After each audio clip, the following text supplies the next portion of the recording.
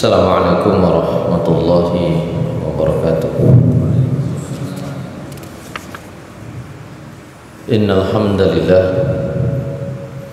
nahmaduhu wa nasta'inuhu wa nastaghfiruh wa na'udzu billahi min shururi anfusina wa sayyiati a'malina.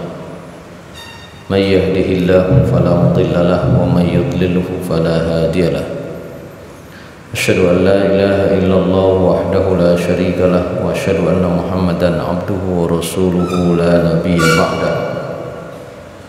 Allahumma shalli wa sallim wa barik ala nabiyyina Muhammad wa ala alihi wa sahbihi wa mawala. Amma ba'du fa ya ibadallah usini wa iyyakum bitaqwallah faqad fazal muttaqun. Qala Allah Ta'ala fi kitabihil karim, a'udzu billahi minasyaitonir rajim. Bismillahirrahmanirrahim. Ya ayyuhalladzina amanu taqullaha haqqa tuqatih wa la tamutunna illa wa antum muslimun. Shadaqallahul adzim. Rabbi shrah li sadri wa yassir li amri wahlul 'uqdatam min lisani yafqahu qawli. Bi rahmatika ya arhamar rahimin. Jamaah salat maghrib Masjid Al-Ikhlas yang dimuliakan Allah Subhanahu wa Ta'ala, kita lanjutkan kajian kita balik ke bab awal. Insya Allah kita sampai di bab wudu ya. Ini kau pengantarnya sudah atau belum? Wudu itu sudah atau belum? Sudah atau belum wudu? Baik, kita masuk bab wudu. Al-wudu. Nah, sekarang pengertiannya dulu. Al-wudu'u ma'rufun min annahu taharatun ma'iyatun tata'allaqu bil wajhi wal yadaini war ra'si war rijlaini. Ini mestinya sudah, seingat saya. Jadi wudu itu adalah biasa diartikan taharah ma'iyah, yaitu bersuci dengan air. Wudu itu bersuci dengan air. Kalau ada bersuci dengan selain air, bukan wudu, nanti ada istilahnya sendiri. Tapi bukan hanya bersuci dengan air, tapi ada keterangan yang mengikat. Tata'allaqu bil wajhi wal yadaini war ra'si war rijlain. Bersuci dengan air dalam hubungannya dengan mencuci wajah, mencuci kedua tangan, membasuh kepala dan mencuci kedua kaki.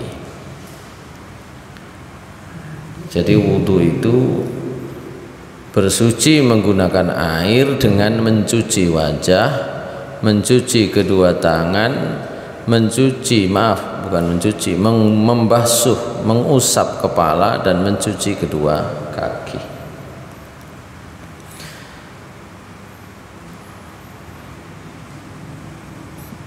Di dalam kitab ini pembahasannya kemudian dibagi. Yang pembagiannya itu meliputi pertama dalilu masyru'iyatihi, dasar disyariatkannya wudu di dalam ajaran agama Islam. Semua yang disebut dengan syariat, semua yang disebut dengan amaliyah yang merupakan ajaran Islam itu mesti ada dasarnya, mesti ada dalilnya. Ya. Saya kira apa yang dibuat oleh Allah Subhanahu wa Ta'ala itu kemudian ditiru oleh manusia.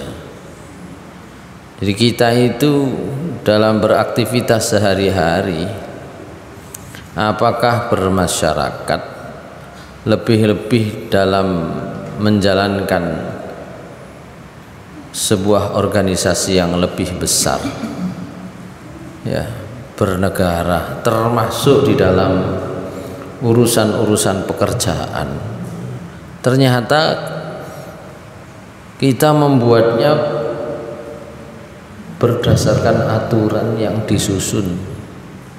Jadi ada aturannya.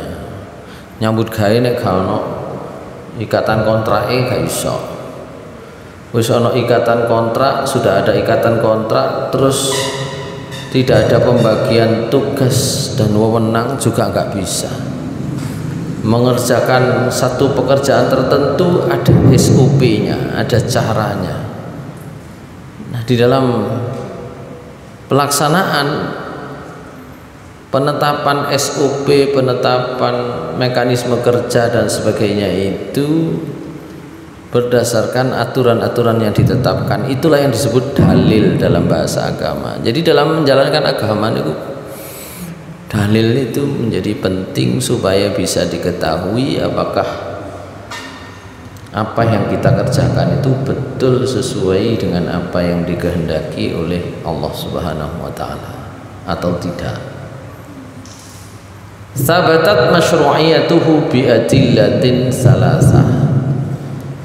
Jadi syariat wudhu itu dalilnya itu lengkap. Dalil Al-Qur'annya ada, dalil hadisnya ada, kesepakatan ulama juga jelas. Dalil Al-Qur'an tentang wudhu itu yang paling umum adalah surah Al-Maidah ayat 6. Di situ sebenarnya tidak hanya wudhu, lengkap nanti. Enten wudu, enten mandi janabat, enten tayamum, lengkap. Tapi yang kita bahas wudu dulu. A'udzubillahi minasyaitonir rajim. Bismillahirrahmanirrahim. Ya ayyuhalladzina amanu idza qumtum ila sholati faghsilu wujuhakum wa aydiyakum ilal marafiqi wamsahu bi ru'usikum wa arjulakum ilal ka'bain. Hadisnya ayatnya masih panjang, tapi bab tentang wudu masih ada di bagian awal sampai ilal ka'bain, sampai di situ saja. Wahai orang-orang yang beriman, apabila kalian hendak mendirikan sholat, faghsilu wujuhakum, cuci wajah kalian. Lah carane nyuci ya nopo? Nah, nanti perlunya contoh Rasulullah SAW itu adalah untuk memperjelas apa yang ditetapkan oleh Allah di dalam Al-Quran. Karena itu fungsi hadis itu secara umum 3 pernah saya sampaikan, ya. Satu adalah untuk menjelaskan isi Al-Quran. Jadi kadang-kadang apa yang disampaikan oleh Allah Subhanahu wa taala di dalam Al-Qur'an itu bersifat global. Maka fungsi hadis itu yang pertama menjelaskan. Yang kedua menegaskan. Fungsi hadis yang menegaskan nanti ada hadis di belakang nih, di setelah ini. Itu menegaskan. Menegaskan itu sama dengan menguatkan. Al-Quran kasih perintah, hadis kasih perintah, itu namanya menguatkan, menegaskan. Dan yang ketiga itu ada fungsi hadis menetapkan hukum-hukum yang sebelumnya tidak ditetapkan oleh Al-Quran. Terkait dengan tata cara wudhu, nanti ada hadis-hadis yang menjelaskan lebih rinci tata cara wudhu itu, ada juga yang menegaskan, menguatkan. apabila kalian hendak berdiri sholat maka cucilah wajah kalian dan tangan-tangan kalian sampai siku.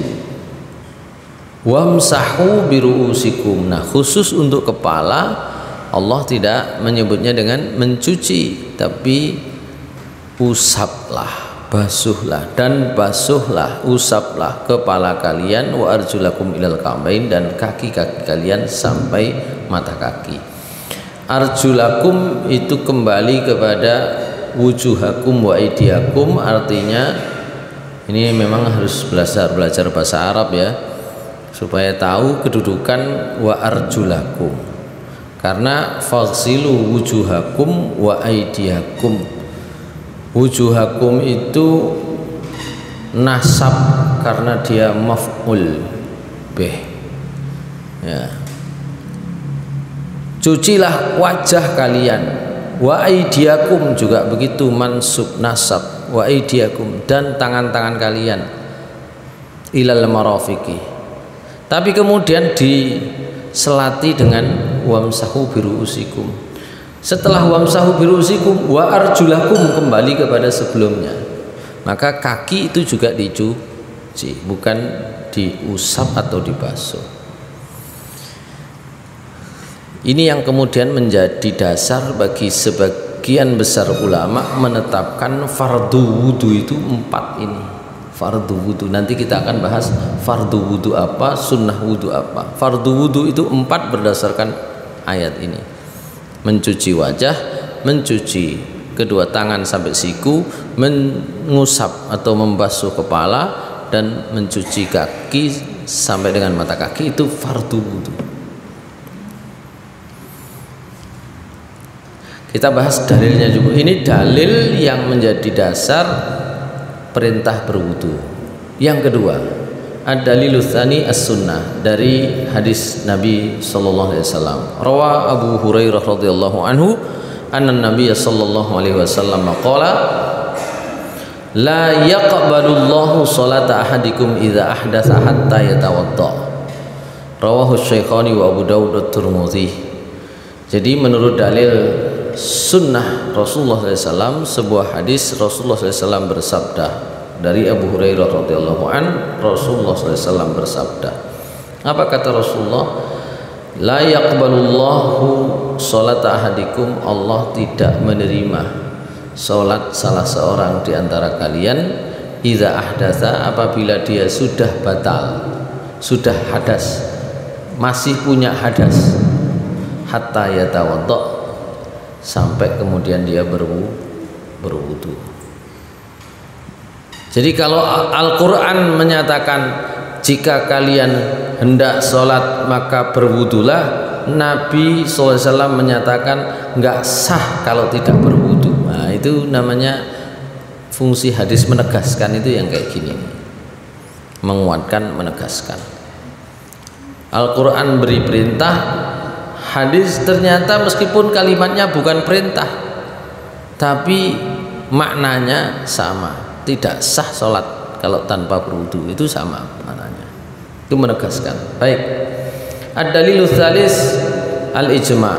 Yang ketiga tentu saja sepakat pendapat para ulama, bahkan pendapat para pendapat seluruh umat Islam tentang syariat wudu, bahwa wudu itu memang diajarkan oleh Rasulullah SAW, dan karena itu menjadi persoalan yang sangat penting untuk diketahui, dipelajari. Itu yang pertama tentang dasar syariat. Sebenarnya dalilnya itu jauh lebih banyak, mempersingkat saja. Kita semua sudah tahu bahwa wudu itu merupakan sebuah kewajiban bagi kita, khususnya ketika hendak beribadah. Lebih khusus lagi adalah ibadah itu ibadah sholat. Fadluhu, yang kedua, keutamaan atau fadilahnya. Warada fi fadlil wudu ahadits katsirah naktafi bil isyarah ila ma'dhiha. Banyak sekali hadis yang menceritakan tentang fadilah, keutamaan berwudu. Tidak bisa disebut satu-satu di sini karena nanti di tengah-tengah juga akan disebut lagi. Oleh karena itu sebagian saja. Rasulullah SAW bersabda, ini kalau nggak salah saya baca agak cepat ya. Idza tawadda al-'abdu famadmada kharajatil khotoya min fihi wa idza istanthara kharajatil khotoya min anfihi wa idza ghasala wajhahu kharajatil khotoya min wajhihi hatta takhruja min tahti ashfari 'ainaihi fa idza ghasala yadayhi kharajatil khotoya min yadayhi hatta takhruja min tahti adhafiri yadayhi fa idza masaha bi ra'sihi kharajatil khotoya min ra'sihi hatta takhruja min udhunayhi fa idza ghasala rijlaihi kharajatil khotoya min rijlaihi hatta takhruja min tahti adhafiri rijlaihi thumma kana mashyudal masjid wa salatuhu nafilah. Rawahu Malik wan Nasa'i wa Ibnu Majah wal Hakim. Hadis ini diriwayatkan oleh Malik, Nasa'i, Ibnu Majah dan Hakim. Apa kata Rasulullah SAW? Kata Rasulullah SAW, kalau seseorang berwudu maka ketika dia berkumur-kumur keluarlah dosa dari mulutnya. Kalau dia membersihkan hidung keluarlah dosa dari hidungnya. Kalau dia mencuci wajahnya maka akan keluar pula dosa-dosa dari wajahnya sampai dari pelupuk matanya. Dan apabila dia mencuci kedua tangannya keluar pula dosa-dosanya dari kedua tangannya, hingga bahkan keluar dari bawah kuku jari-jarinya, keluar dari kukunya. Kemudian dia ketika mengusap kepala akan berjatuhan pula dosa-dosanya bahkan sampai dari lubang telinganya. Dan apabila dia mencuci kedua kakinya dosa juga akan keluar dari kedua kakinya termasuk dari kuku-kuku kakinya. Kemudian ketika dia berjalan ke masjid, kemudian ketika dia sholat setelah itu semua menjadi bonus nafilah. Kenapa gak bonus? Entek kabeh dosane. Cuma nanti tinggal wudu yang seperti apa, begitu ya, yang bisa membuat orang itu gugur dosa-dosanya. Nanti di hadis berikutnya. Tapi keutamaan berwudu itu jelas menggugurkan dosa dan kesalahan. Yang kedua, nah ini ya, yang ketiga nanti, hadis yang ketiga nanti ya. Dari Anas radhiyallahu an, Rasulullah SAW bersabda, innal khaslata salihata takunu fil rajuli yuslihullahu biha amalahu kullahu wa tahurur rajuli salatihi yukaffirullahu bi tahurihi dzunubahu wa tabqa salatuhu lahu nafilah. Ini hadisnya kurang lebih sama. Kata Rasulullah SAW, ya, termasuk perangai yang baik ya ada pada seseorang di mana Allah itu memperbaiki seluruh amal perbuatannya. Caranya bagaimana? Di mana ketika dia berwudu untuk sholatnya, Allah menggugurkan dosa dan kesalahannya dengan wudunya itu, sehingga sholatnya itu tinggal menjadi nafilah, menjadi bonus, menjadi sunnahnya. Tapi pertanyaannya, wudu yang bagaimana yang menggugurkan dosa? Ini ada yang di hadis yang ketiga. Kata Abu Hurairah radhiyallahu an, Rasulullah SAW pernah bersabda, ala adullukum ala ma yamhullahu bil khataaya wa yarfa'u bid darajat. Qalu bala ya Rasulullah. Qala isbaghul wudu al makarih wa kathratul khuta ila al masajid wa intidharus shalah ba'da shalah fadzalikumur ribat fadzalikumur ribat fadzalikumur ribat. Rawahu Malik wa Muslim wa Tirmidzi wa Nasa'i. Nah, ini syaratnya. Kata Rasulullah SAW dalam hadis yang diriwayatkan oleh Abu Hurairah, diriwayatkan oleh Imam Muslim, Imam Tirmidzi, Imam Nasa'i, Imam Malik dari sahabat Abu Hurairah radhiyallahu anhu. Ini apa kata Rasulullah? Wahai para sahabat, maukah kalian saya tunjukkan satu amalan yang dapat menggugurkan dosa-dosa, mengangkat derajat kalian? Maka para sahabat menjawab, bala ya Rasulullah, mau sekali wahai Rasulullah. Maka Rasulullah menyatakan, isbaghul wudu alal makarih. Nah, ini yang menggugurkan dosa, menyempurnakan wudu alal makarih, terhadap perkara-perkara yang sulit. Maksudnya ya nopo, nanti di dalam sebagian syarah disebutkan wudu ya itu dijalankan dengan sempurna, padahal keadaannya itu rada angel. Misale mari tantang kai kena cet, ya kadang-kadang kan mari tantang kai kena cet wis gak apa-apa, wis kena cet titik-titik, itu belum sempurna wudunya ya. Padahal wudunya diperseni dhisik, bersih baru. Nah, gitu ya. Itu satu. Mungkin karena tangan kotor. Atau yang kedua, wadem. Wis adem tak pek titik-titik ae wudune, maka itu tidak termasuk menyempurnakan wudu dalam keadaan yang makarih, dalam keadaan yang susah. Ya. Atau bangun tidur gegere rada kaku sian, bareng mencuci kaki ditekek tok ngene. Ya, padahal kalau mau sempurna itu harus digosok bahkan sampai jari jemarinya. Maka yang bisa menggugurkan dosa kata Rasulullah SAW adalah menyempurnakan wudu pada keadaan-keadaan yang tidak disukai. Keadaannya angel tapi tetap dilakoni sempurna. Nah, begitu. Itu yang menggugurkan dosa, itu yang begitu itu. Yang kedua, wa kasratul khuta ilal masajid, memperbanyak langkah ke masjid. Ya. Makanya sing griyane ada Pak Lutfi. Mboten langkah niki rudo. Pada masa Rasulullah SAW itu begitu. Para sahabat itu kepingin omahe cidak-cidakan masjid kuwabe, wis nyidek kabeh. Jare Rasulullah, "Aja cidekan." Justru toko ado itu dicatet. Dicatet untuk ini. Lah nek kabeh cidek nang masjid, lah turu nang masjid kabeh lah. Gitu. Baik, kasratul khuta ilal masajid, memperbanyak langkah ke masjid.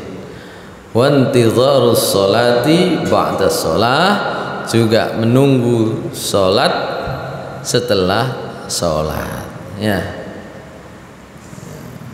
mari sholat dinteni waktu, wah iki cocok guys sing nganggur-nganggur.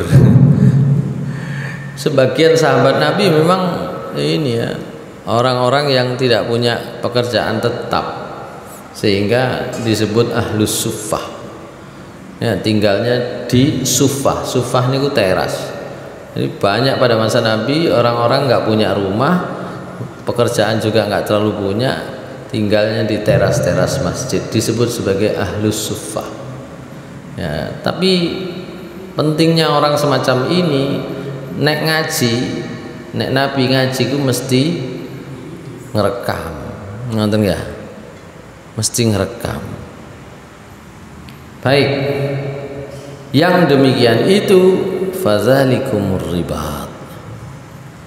Sik ta ngenteni salat, setelah salat iku nek wong nggak ada penggawean ya napa maksudnya, nek wong duwe penggawean rutin ya salat dengan mengambil waktu lebih awal, kan gitu ya, lebih awal.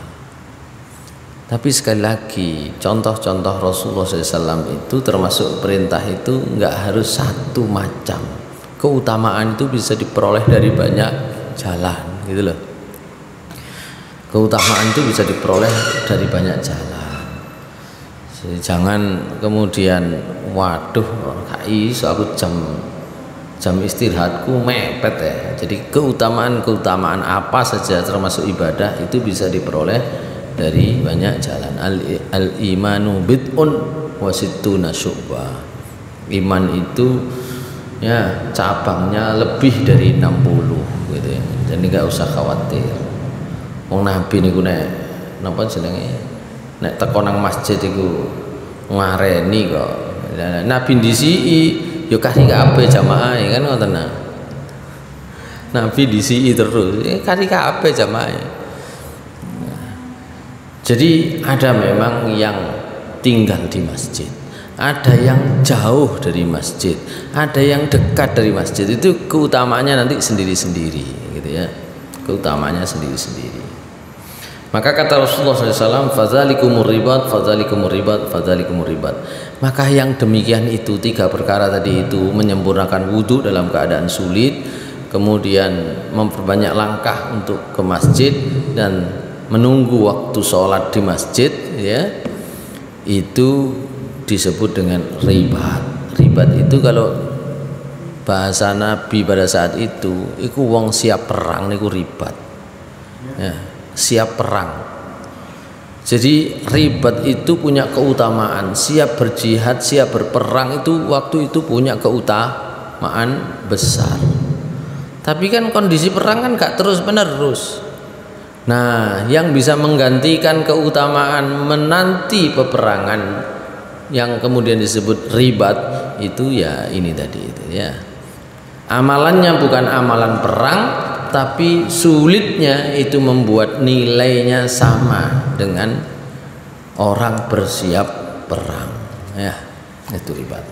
Itu keutamaan wudhu. Yang ketiga sekarang, fardunya. Fardu wudhu apa saja tadi sebenarnya sudah ya, tapi kemudian ditambahkan yang pertama, ada tambahannya. Kalau tadi secara umum dalam surat Al-Maidah ayat 6 itu ada 4 fardunya, tapi kemudian ditambah 1. Apa yang nomor 1 itu? An-niyah wa haqiqatuhal iradah al-mutawajjihah nahwal fi'li ibtigha'a ridallahi ta'ala wa imtithali hikamihi wa imtithali hukmihi wa hiya amalun qalbiyun mahdun la dakhla lisani fihi. Niat, hakikat niat itu adalah keinginan untuk melakukan sebuah amal, sebuah pekerjaan, berharap ridho Allah dan juga sebagai pelaksanaan atas hukum dan perintah Allah. Niat itu amalun qalbiyun mahdun. Niat itu sebenarnya pekerjaan hati, murni penggaweane hati. La dakhla lisani fihi, ka ono urusane ambek lisan.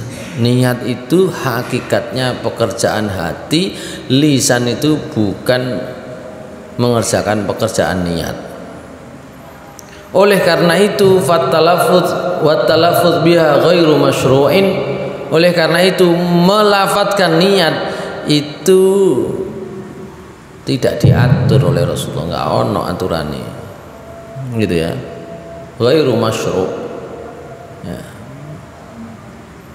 Wa dalilu fardhiyatiha hadits Umar radhiyallahu an. Dalil mengapa harus ada niat itu apa yang disampaikan diriwayatkan oleh sahabat Umar bin Khattab. Rasulullah SAW bersabda, innamal a'malu binniyat wa innamal likulli imri'in ma nawa. Sesungguhnya amal seseorang itu tergantung niatnya. Nah, urusan niat itu pekerjaan hati itu angel. Contoh yang diberikan oleh Nabi itu adalah orang hijrah. Faman kanat hijratuhu ilallahi wa rasulihi fa hijratuhu ilallahi wa rasulihi. Sapa sing hijrahnya niatnya karena Allah, niatnya karena perintah Rasulullah, taat kepada Allah, taat kepada Rasulnya, fa hijratuhu ilallah wa rasulih. Maka hijrahnya itu karena Allah dan Rasul. Maka hijrahnya karena Allah dan Rasul itu ya dibalas dengan itu. Tapi banyak, tidak sedikit di antara orang yang ikut hijrah itu niatnya bukan karena Allah. Oleh karena itu Rasulullah SAW mengingatkan, wa man kanat hijratuhu ila dunya yusibuha wa imra'atin yankihuha fa hijratuhu ila ma hajara ilai. Tapi siapa yang hijrah? Hijrah niku kan pekerjaan yang kelihatan orang. Siapa yang hijrah dari Mekah ke Madinah waktu itu hanya karena kepingin dunia. Apa? Lapo hijrah? Ya timbang nang kene penggawean gak patik ono, nang Madinah bene ono. Nah, begitu. Waktu itu begitu. Nah, ada yang niatnya begitu. Hijrah bukan karena ingin menjaga akidah agama. Saat niki patah apa pindah nama? Iya, penggawean nang kono mosok gak pindah. Begitu. Apakah tidak boleh? Ya boleh, tapi oleh ya iku. Ngoten ya. Oleh ya iku.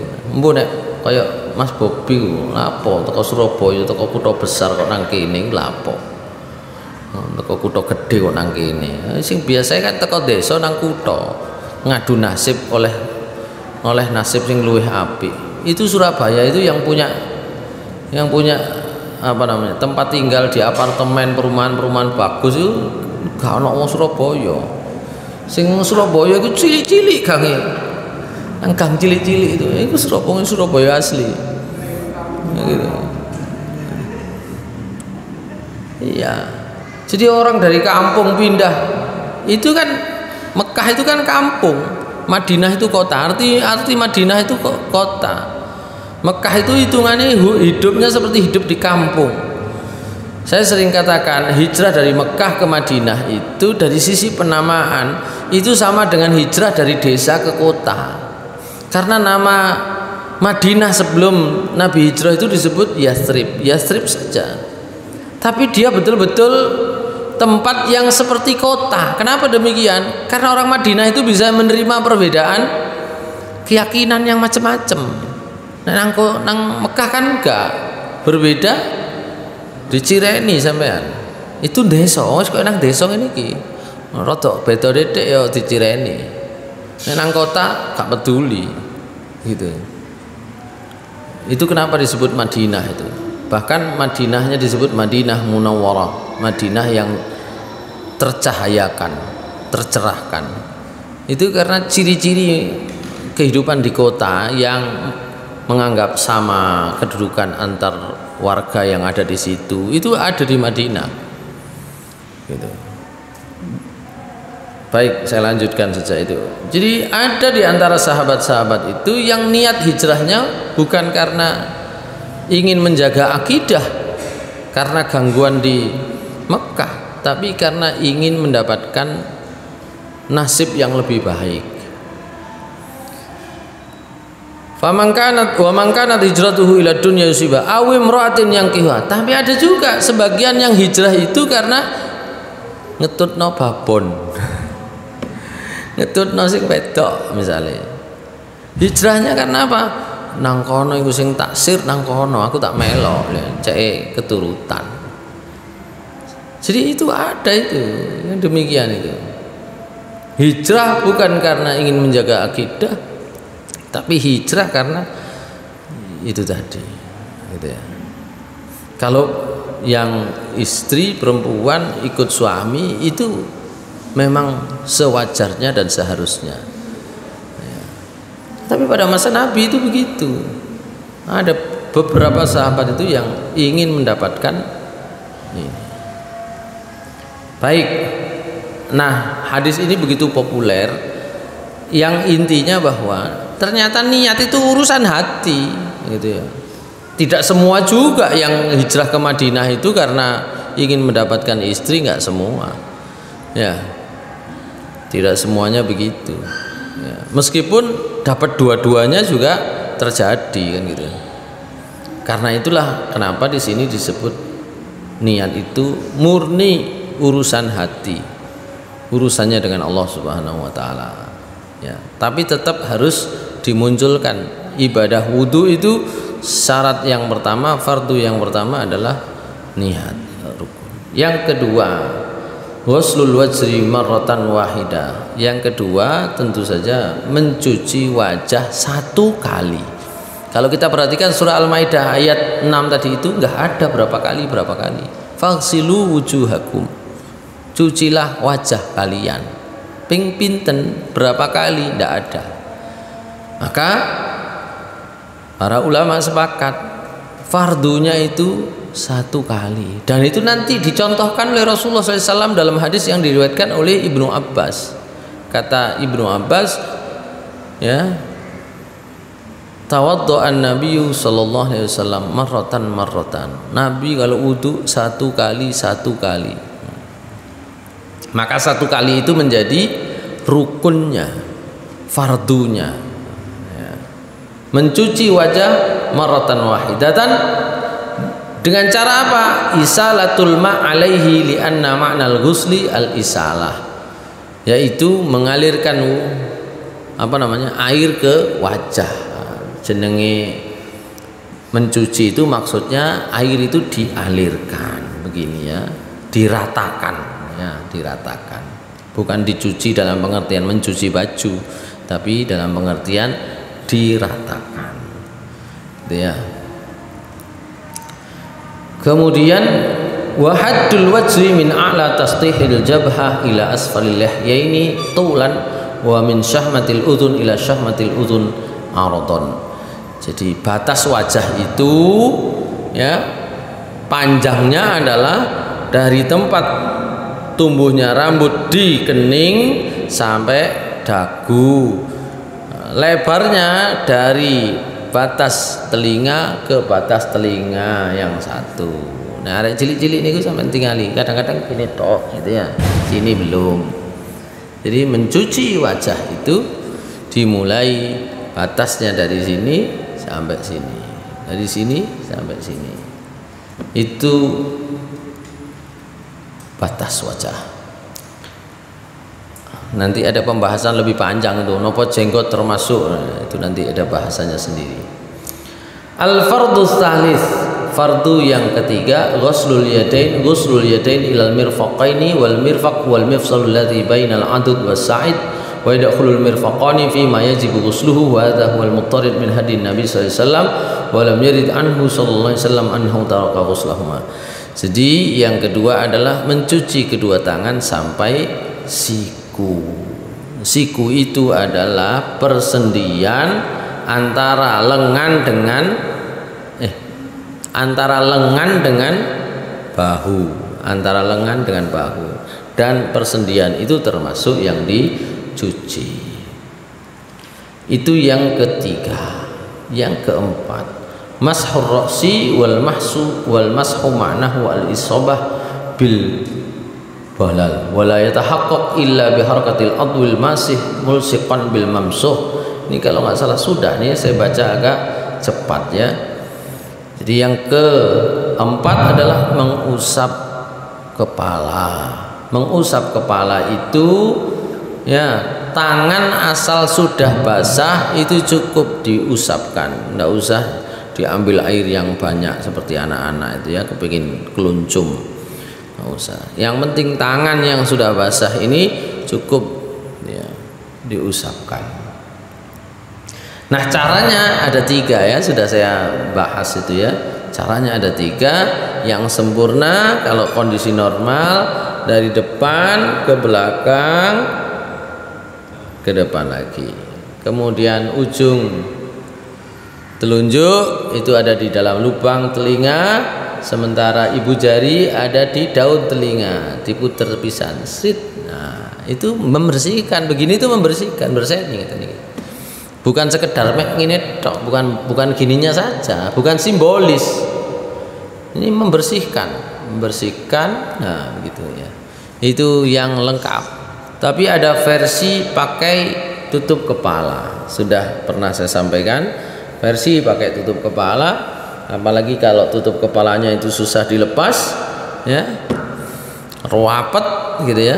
Itu cukup diusap di atas surban. Ya, itu dipraktekkan oleh Rasulullah SAW, al-mashu alal imamah ya, mengusap di atas surban. Atau yang ketiga, kalau tutup kepalanya itu agak longgar, maka mengusapnya itu dari kepala bagian depan sampai ubun-ubun. Nah, sampai ubun-ubun sini. Nek sik rotok longgar sampai sini. Ya, baru nanti diusap di atas kepala. Itu yang keempat. Yang kelima. Yang kelima itu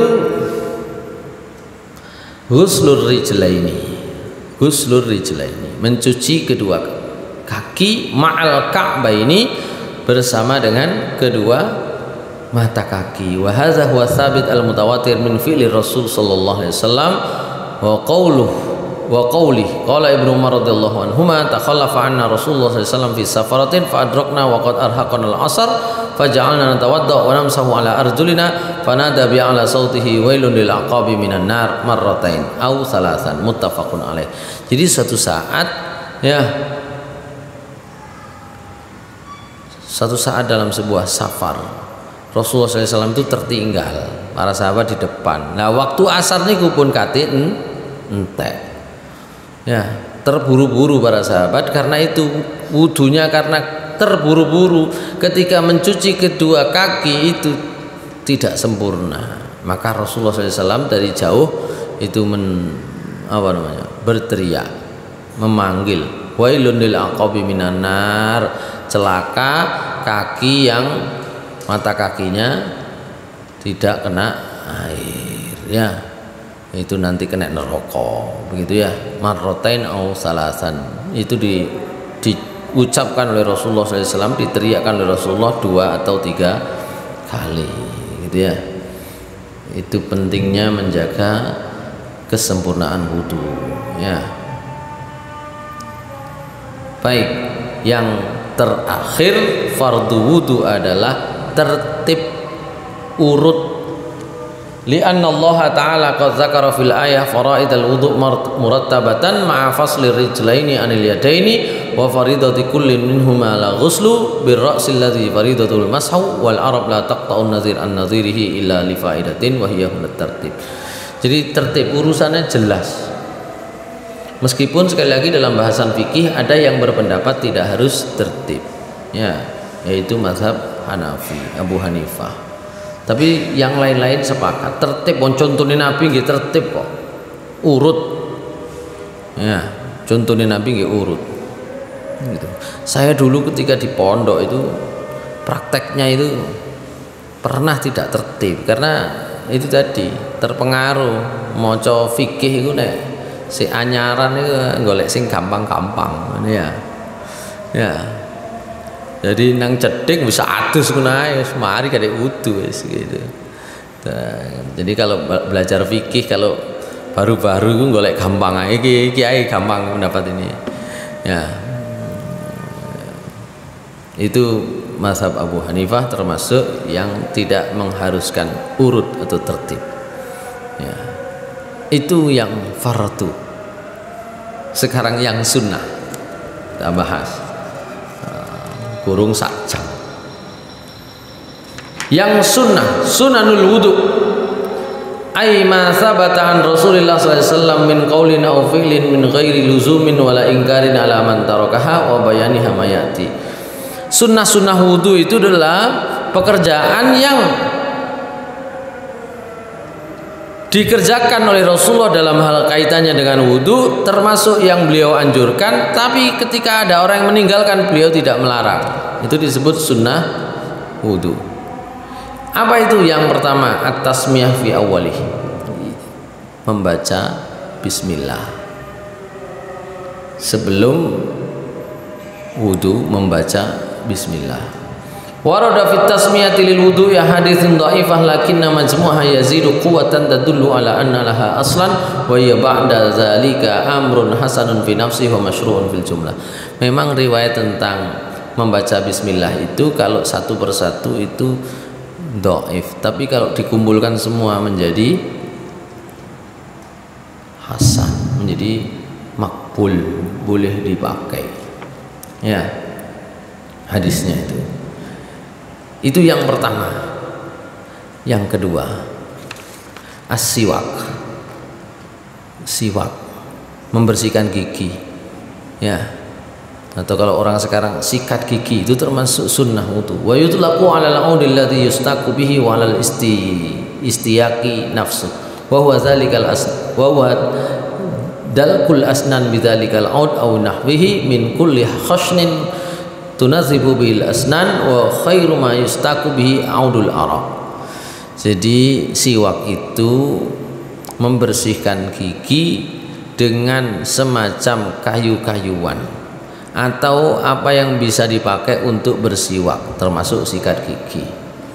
Tujuannya adalah membersihkan gigi, tapi yang lebih utama kalau bisa menggunakan kayu siwak. Kayu siwak itu kayu arok, ya. Alladzi yu'ta bihi min Hijaz, yang berasal dari Hijaz, ya. Lianna min khawasihi ay yashuddal lassah wa yahulu duna maradil asnan wa yuqawwi anil hadmi wa yadurrul baul. Karena memang kayu arok ini ada keutamaan-keutamaannya. Sebagian orang yang sudah menggunakannya, termasuk Said Sabiq ini menyatakan kayu arok itu memperkuat gusi, ya, mencegah sakit gigi, ya ada khasiatnya gitu ya, ada khasiatnya. Rasulullah SAW bersabda, laula an asyqa ala ummati la amartuhum bisiwak inda kulli wudu'in. Seandainya tidak memberatkan umatku, pastilah aku akan perintahkan mereka untuk bersiwak setiap akan wudu, ya. Dalam riwayat yang lain Rasulullah SAW bersabda, as-siwaku mutahhiratun lil fam mardatun lirabb. Siwak itu membersihkan mulut dan mendatangkan ridho Allah Subhanahu wa ta'ala. Oleh karena itu jelas bahwa bersiwak membersihkan gigi itu sunnah wudu. Yang ketiga, ghuslul kaffaini thalathan fi awalil wudu. Yang ketiga, sunnah wudu itu mencuci kedua telapak tangan sebanyak 3 kali. Berdasarkan hadisnya Aus bin Abi Aus, dia meriwayatkan, saya pernah melihat Rasulullah SAW berwudu fastaukafa salasan. Beliau mencuci telapak tangannya 3 kali. Juga berdasarkan hadis dari Abu Hurairah bahwasanya Nabi SAW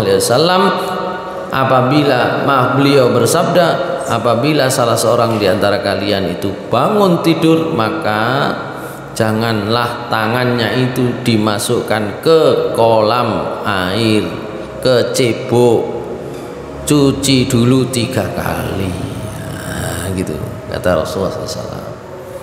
Makanya kalau perintah tentang menjaga kebersihan, kesehatan dalam sunnah Rasulullah itu jelas sekali, ya.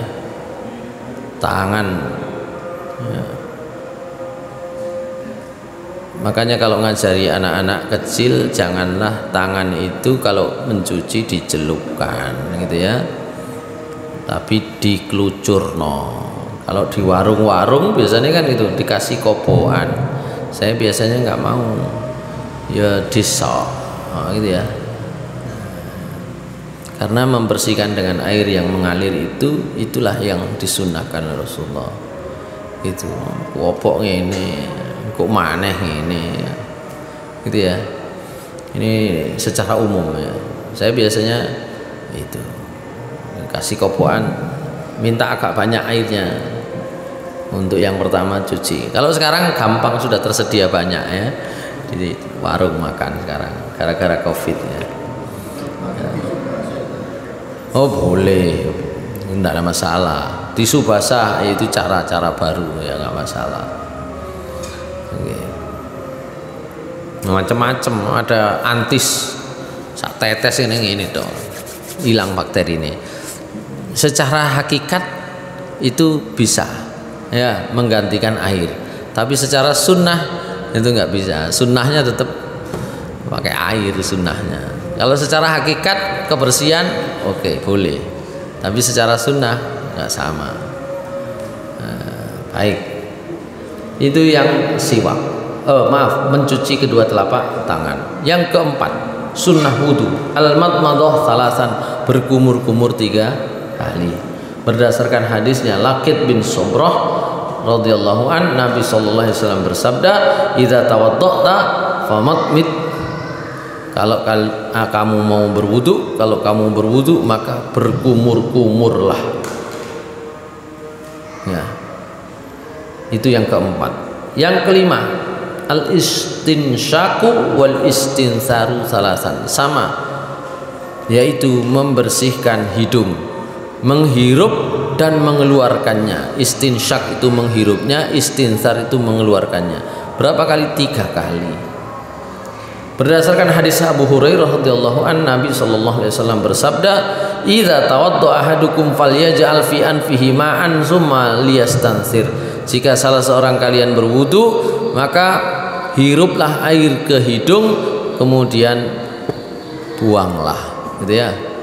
Cuma kalau membuang itu satu-satu ya, gini, satu-satu, jangan 2. Itu siapa? Maktun itu sisi mengeluarkan ingus dengan 2 hidung, akhirnya ini ya, keluar darah itu ya dari telinga itu. Kata dokter itu bahaya. Kalau mengeluarkan, membersihkan hidung itu satu ditutup, gitu ya, gantian. Itu maktun itu sampai keluar darahnya, jadi tembus ya, keluar darahnya dari telinga itu karena ternyata ditanya sama dokter, sampean sisi ini kenemenen apa? Buang ingusnya itu terlalu ini ya, terlalu keras dan tidak ditutup salah satu. Ya. Gitu. Was sunnah ayyakunal istinsyak bil yumna wal istinsar bil yusra. Sunnahnya ya, sunnahnya itu menghirupnya pakai tangan kanan, membersihkannya membuangnya pakai tangan kiri, gitu ya. Berdasarkan hadisnya Ali radhiyallahu an, annahu da'a bi wudu'in famadmada wastanshaqa wa nasara bi yadihi al-yusra fa fa'ala hadza salasan tsumma qala hadza tahuru nabiyillah sallallahu alaihi wasallam. Itu seperti yang dicontohkan oleh sahabat Ali, menyatakan bahwa begitulah wudunya Rasulullah. Jadi beliau buangnya pakai tangan kiri. Baik.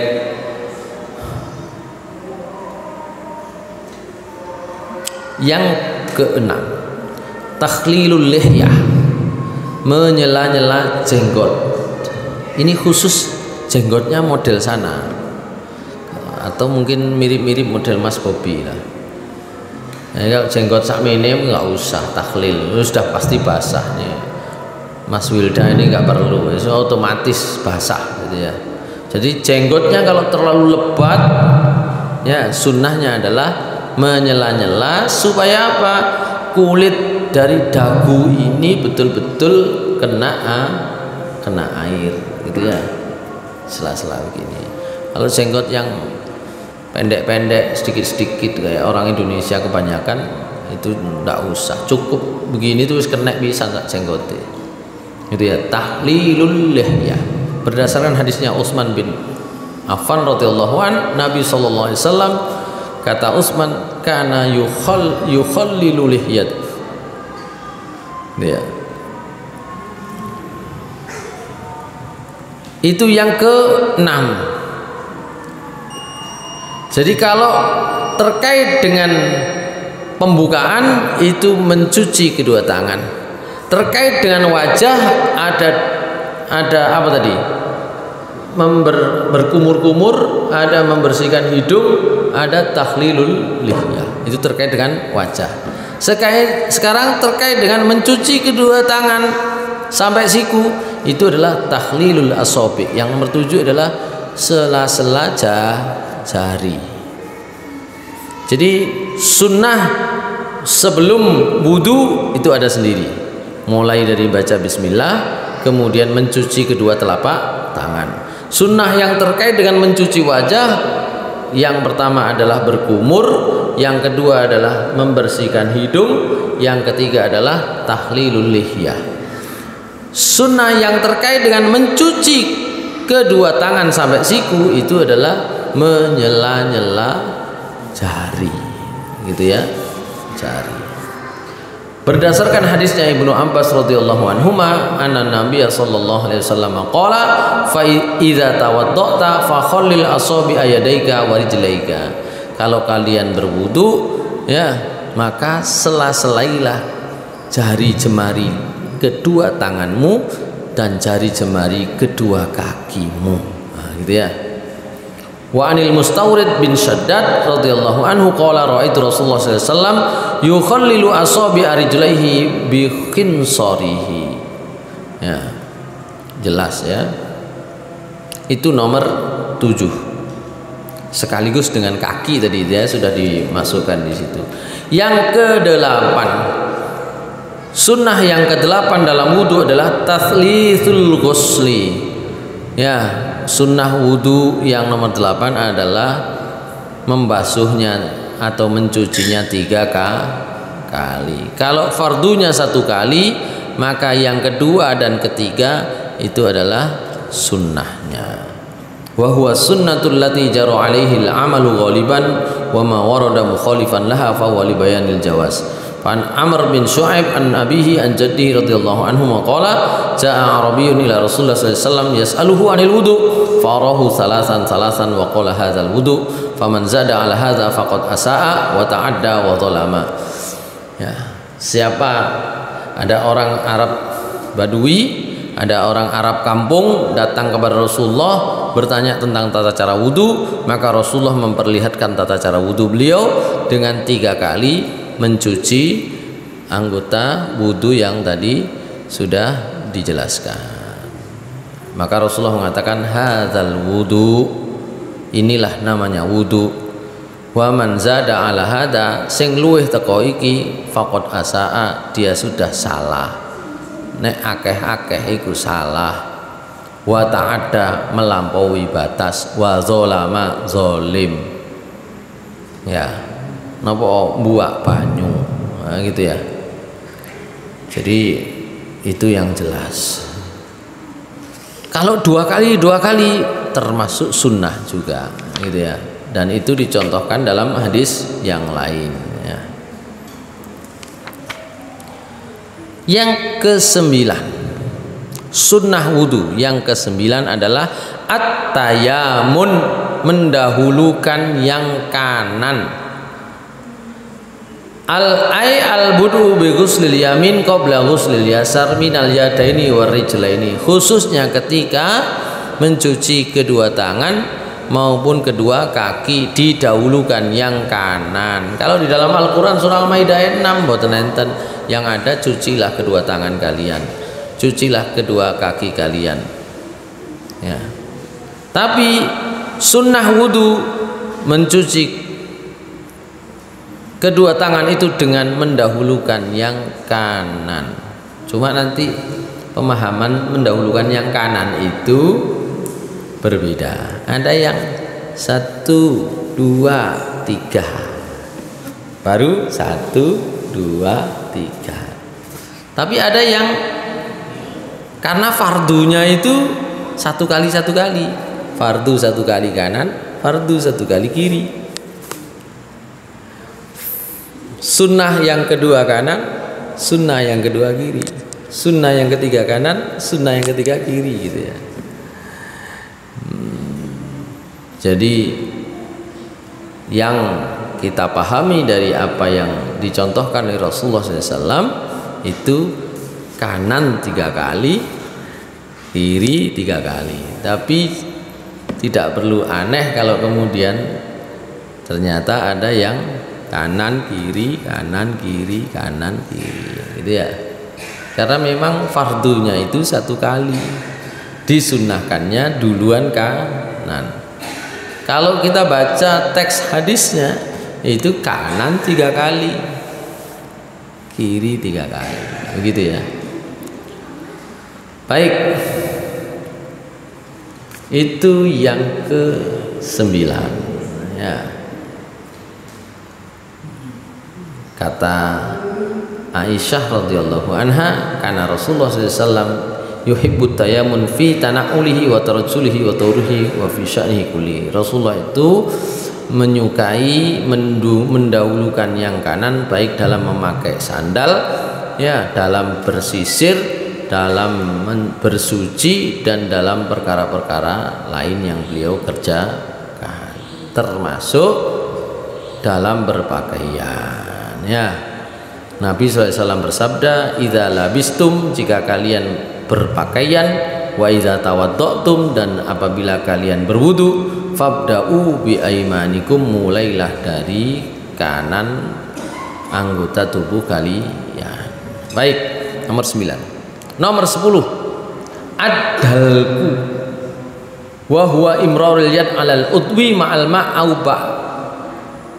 ba'dahu fa an Abdillah bin Zaid anna Nabi sallallahu alaihi wasallam ata bi sulusai muddin fatawaddaa faja'ala yadluku zira'aihi. Ad-dalku itu menggosok. Jadi nek wudu niku mboten cukup disiram, digosok. Digosok nggih mboten sampai nemen, pokoknya digosok. Apalagi kalau ada kotoran ya digosok supaya bersih, digosok. Itu ad-dalku namanya. Ad-dalku itu menggosok. Dengan apa? Dengan menjalankan air dengan tangan. Ono banyune, nah, dijalankan begitu ad-dalku. Gitu ya. Atau disiram dulu nggak apa-apa. Oh, siram dhisik karena gawe pet, gawe kran. Siram dhisik ini baru gosok, nggak apa-apa. Gitu ya. Itu namanya ad-dalku, termasuk sunnah wudu. Yang ke-11 al-muwalat. Al-muwalat itu napa mang? Bukan sekedar, kalau tadi kan tartib itu urutan. Nek niki mboten, muwalat itu langsung. Mari wudu, mencuci wajah, langsung tangan. Itu sunnah. Loh, maksudnya ya napa? Mungkin di sini nggak mengalami ya. Kalau saya di kampus atau kalau di pondok itu bisa mengalami. Wudu kait wajah, entek banyune, ngalih nggon. Nah, gitu ya. Itu namanya tidak mualat, tidak berturut-turut, gitu ya. Gak langsung. Jadi sunnahnya langsung. Ya, sunnahnya langsung. Tapi kalau kemudian airnya itu kayak di pondok, kadang-kadang telat, ya nggak apa-apa. Ya, misalnya wajah dulu sudah, baru ngalih entek, pindah tempat, wis tangan naik. Engko nek mulai maneket kaitan sing ngantri mburine ini entek iku akhirnya. Jadi itu termasuk sunnah langsung ya. Atau mungkin diselai omong-omongan dhisik. Wah, itu tidak sesuai sunnah. Jadi sunnahnya adalah langsung selesaikan dulu. Ya. Kait mencuci wajah mari disopo koncone omong-omongan dhisik, begitu ya. Itu tidak sesuai sunnah. Sunnahnya langsung berurutan ya. Yang ke-12 mashul uzunaini. Kalau yang fardu tadi mengusap kepala. Nah, fardu wudu mengusap kepala itu ada sunnahnya. Sunnahnya adalah ini tadi, mashul udhunaini, mengusap kedua telinga. Wa sunnah mashu batinihima bis sababataini wa zahirihima bil ibahamaini bima'ir ra'si li'annahuma minhu. Ya. Sunnahnya adalah mengusap bagian dalam dari telinga dengan dua telunjuk dan bagian luar telinga dengan dua ibu jari. Ya. Bima'ir ra'si, dengan air yang tadi dipakai di kepala itu. Li'annahuma minhu faminal Miqdam ibnu Ma'di Yaqrab radhiyallahu anna Rasulullah sallallahu alaihi wasallam masaha fi wudu'ihi ra'sahu wa udhunaihi zahirihima wa batinihima wa adkhala isbi'aihi fi simakhai udhunaihi, rawahu Abu Dawud at-Tahawi. Ya, jadi jelas Rasulullah SAW ketika mengusap kepala itu juga dengan telinga.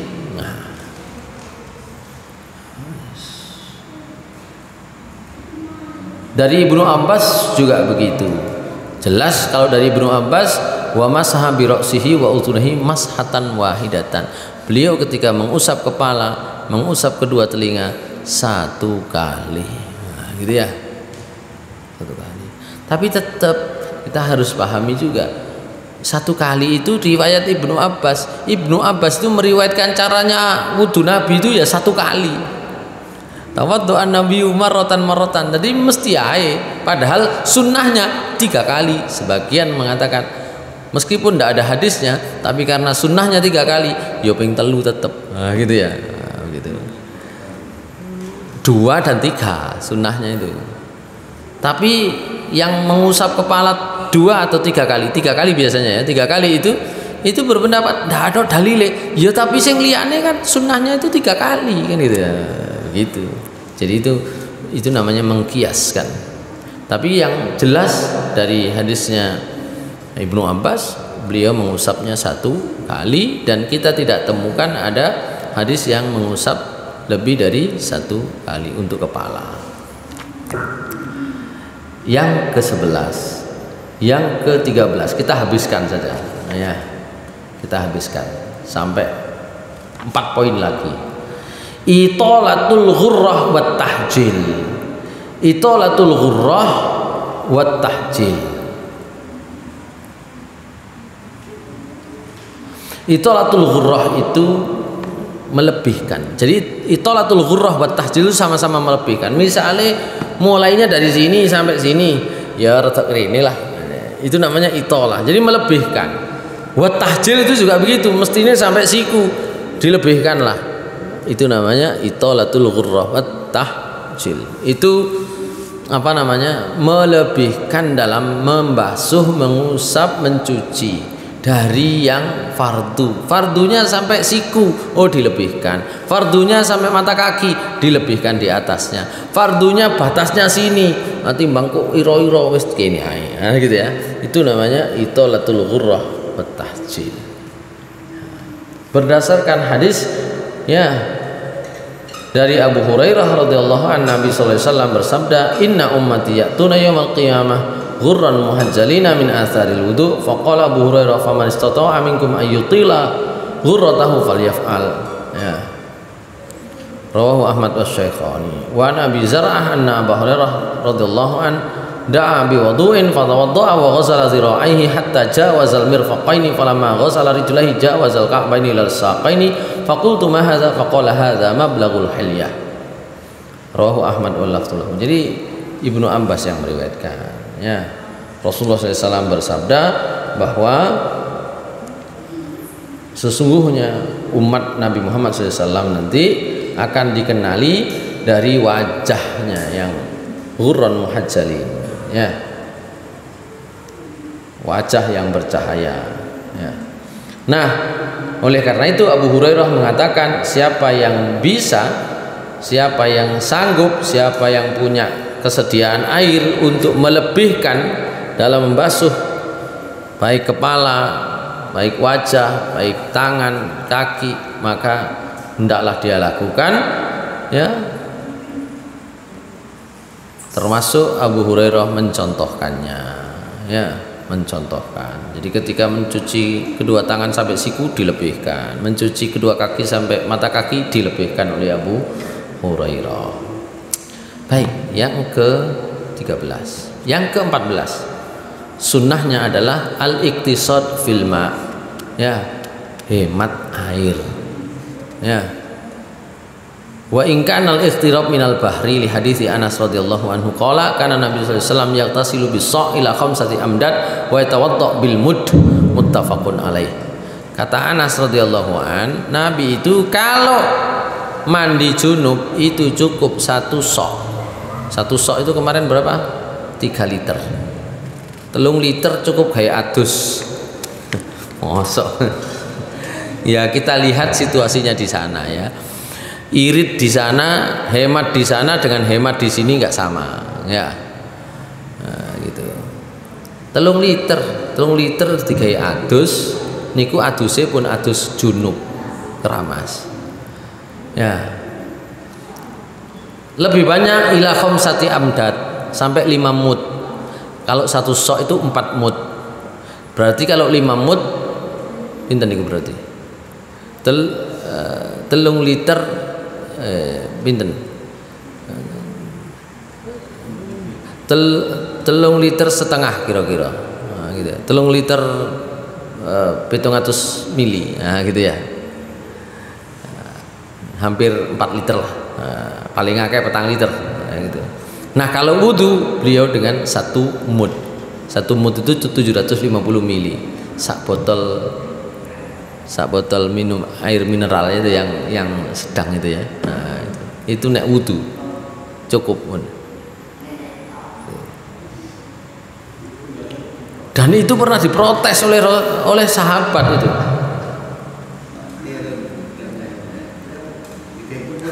Dikai kumur entek.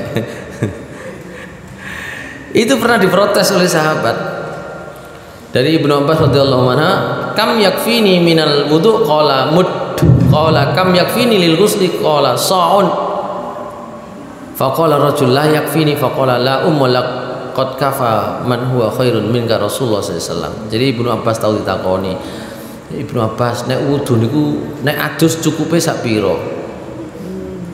Nek wudu cukupe sak pira? Kata Ibnu Abbas, wudu cukup sak mud, nek adus cukup sak sok. Orang tadi berkata layak fi ini mboten cukup mah Ibnu Abbas amono. Kata Ibnu Abbas, wong sing luwih apik teko sampean gawe ngono iku lho cukup. Sampean kok gak cukup. Nah, begitu ya. Tapi pesan ini adalah pesan tentang apa tadi? Hematnya. Pada masa Rasulullah SAW air itu bukan sesuatu yang mudah ditemui, gitu ya. Dan banyak riwayat yang menunjukkan tentang larangan untuk membuang-buang air, gitu ya. Itu sunnah yang ke-14. Tinggal 3 lagi. 15. Ad-du'a athna'ahu. Berdoa ketika wudu.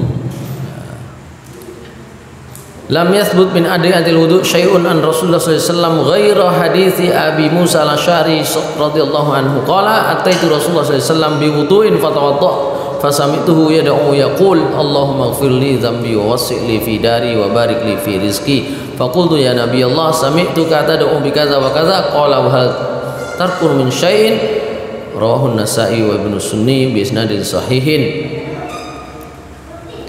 Lakin Nasai dakhala fi babi ma yaqulu ba'dal faraq minal wudu.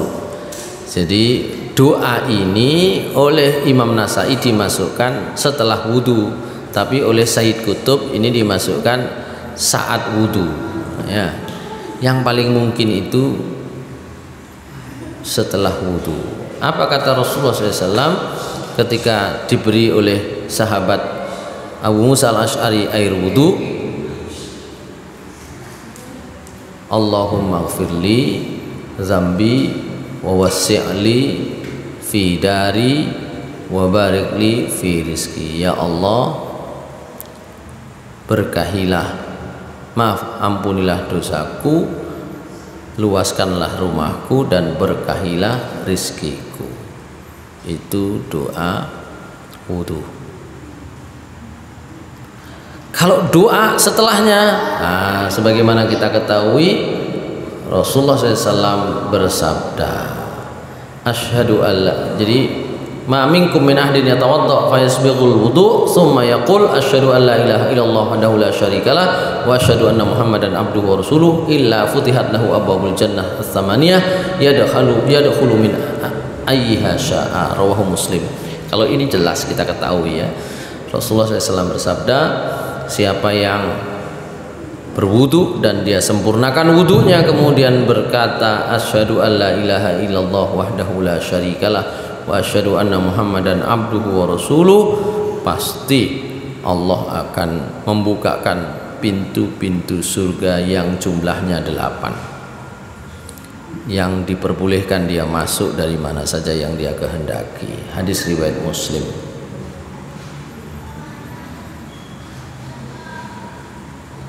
Itu doa setelah wudu. Terus ada riwayat yang lain dengan hadis yang sanadnya agak lemah. Apa itu? Allahumma ja'alni minat tawwabina wa ja'alni minal mutatahhirin. Hadisnya ada, tapi dari segi sanad hadis ini dinilai oleh sebagian ahli hadis muttarib, ya, tidak sahih. Yang terakhir, sunnah terkait wudu adalah sholatu rakaataini ba'dahu, sholat 2 rakaat setelah wudu. Berdasarkan hadisnya Abu Hurairah, ya, Ya, sholat 2 rakaat itu disebut sholat tuhur atau sholat wudu. Ya, sholat setelah bersuci. Itu contohnya dimulai dari sahabat Bilal. Rasulullah SAW bertanya kepada Bilal, wahai Bilal, apa yang kamu kerjakan sehingga saya mendengar terompahmu, sandalmu itu sudah ada di surga. Maka Bilal mengatakan,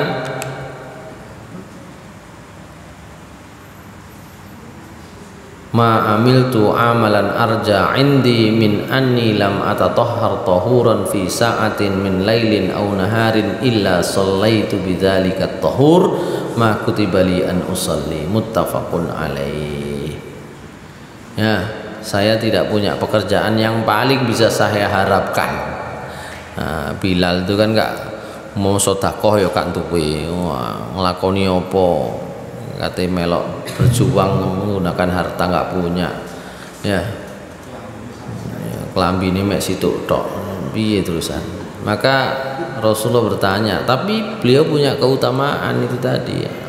Maka kata Bilal, saya tidak punya amalan yang paling saya harap, ya, kecuali bahwa saya itu selalu ketika bersuci, kapan saja, baik malam maupun siang, pasti saya kemudian sholat 2 rakaat.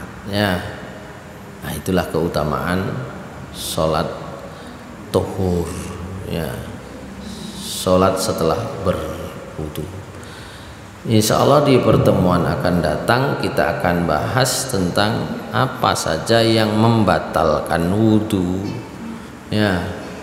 Dan apa saja yang makruh ketika sudah berwudu, ya, termasuk pembahasan kita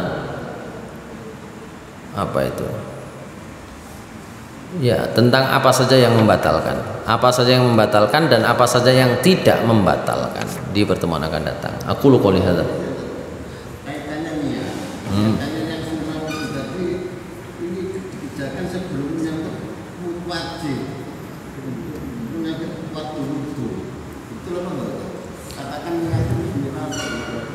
Enggak, niat itu pekerjaan hati. Tadi sudah jelas.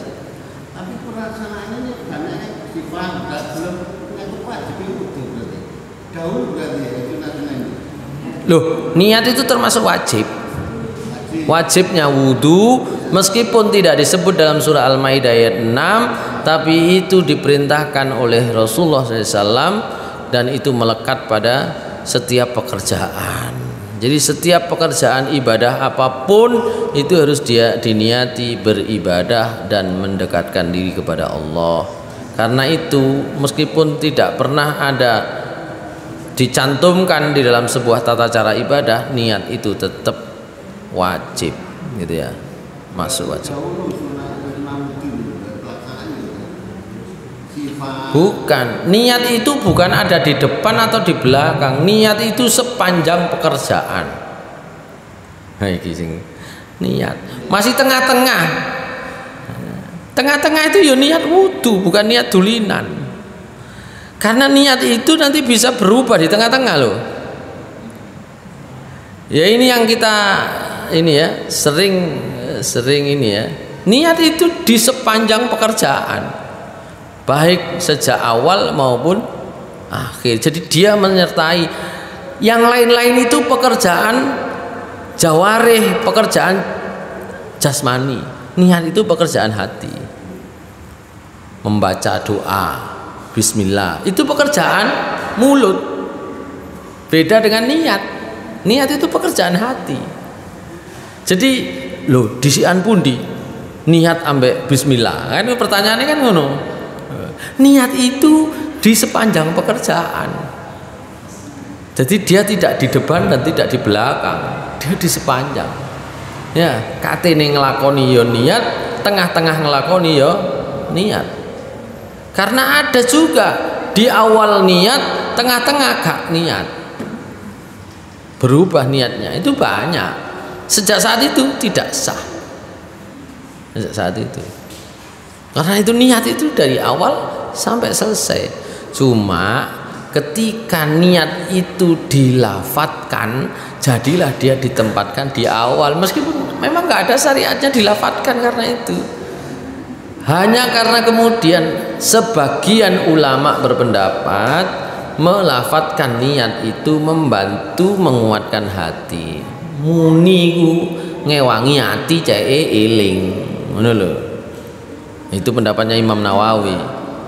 Pekerjaan wajibnya itu kan mencuci wajah, setelah niat dalam hati, mencuci kedua tangan, betul, mengusap kepala ke depan, betul, mencuci kedua kaki dan mata kaki. Nah, sebelum sunnah disebutkan apa sifatkan dulu, bersih dulu. Itu masa berarti dulu wajibnya apa dulu sunnahnya berpakaian. Kalau pekerjaannya itu siwak ya kan sebelumnya. Kalau pekerjaannya itu kumurnya ya berarti sebelumnya. Ya, itu. Tapi kalau niat, sejak orang sudah mau wudu itu wis niat. Sadurunge siwak iku wis niat, tengah-tengah siwak ya niat. Nanti kan ada apa yang membatalkan, apa yang makruh, apa yang tidak membatalkan, itu nanti di situ. Pembahasannya kan ada di situ. Nah iya, nanti ada pembahasan tentang apa yang membatalkan, apa yang tidak membatalkan, apa yang tidak disunnahkan atau tidak disukai. Nanti ada pembahasan sendiri nanti. Nah, kita mengetahui apa saja yang menjadi fardunya, apa saja yang menjadi sunnahnya. Ketika digabung jadi siji, fardu itu bisa jadi di tengah-tengah, iya kan? Sunnah itu bisa jadi di depan. Sunnah wudu ada juga yang di tengah-tengah wudu, kan gitu. Kenapa ini penting dibedakan antara sunnah dan fardu? Karena terkait dengan seperti yang saya sampaikan, dalam pelaksanaan ibadah apapun Nabi itu selalu memberi kriteria minimal mana yang disebut fardunya. Tapi Nabi juga memberikan contoh yang afdoliyah, yang utama seperti apa. Itu tentang itu. Sehingga nanti kalau dalam situasi tertentu kita tidak sampai bisa mengerjakan sunnah-sunnahnya secara seluruhnya, hanya mengerjakan rukunnya tetap sudah sah. Begitu. Itu pentingnya itu mengetahui itu begitu. Karena kalau tanpa mengetahui begini, engkau misalnya gak kemu, wudu kok gak kemu, nah, gitu ya, begitu. Sama ketika sholat nanti juga begitu. Meskipun selama ini cara belajar kita dalam lingkungan kita itu tidak membeda-bedakan antara rukun dan sunnah. Bagusnya itu semua dikerjakan, jeleknya gak tahu batasnya, nah, gitu. Makanya saya membahas dengan model fikih ini supaya kita tahu batas, supaya tahu batas, ya, batasnya di mana, sunnahnya seperti apa, gitu. Kalau rumah itu endi sing utama, endi sing aksesoris, ngoten lho. Ka ono jam ya gak apa-apa sakjane. Gitu lho. Itu tetep omah. Ka ono kipas angin gak apa-apa, itu tetep omah. Aja sampe mlebu omahmu, jam gak ono, kipas angin gak ono. Iki omah, duduk toko jam, ngene kan ngono kok sing jawab. Sing jawab gara-gara gak duwe duit, kan gak enak ngomongnya. Kan gitu. Soalnya dia pikir rumah itu sing normal ono jame, sing normal ono iki. Ya. Dia tidak pernah berpikir ini yang utama, ini yang bagi sampean yang rumahnya sudah bagus ya. Semua itu ya gitu ya. Baik, saya kira gitu. Terima kasih ya, kita sambung di pertemuan akan datang. Wabillahi taufiq wal hidayah. Assalamualaikum warahmatullahi wabarakatuh.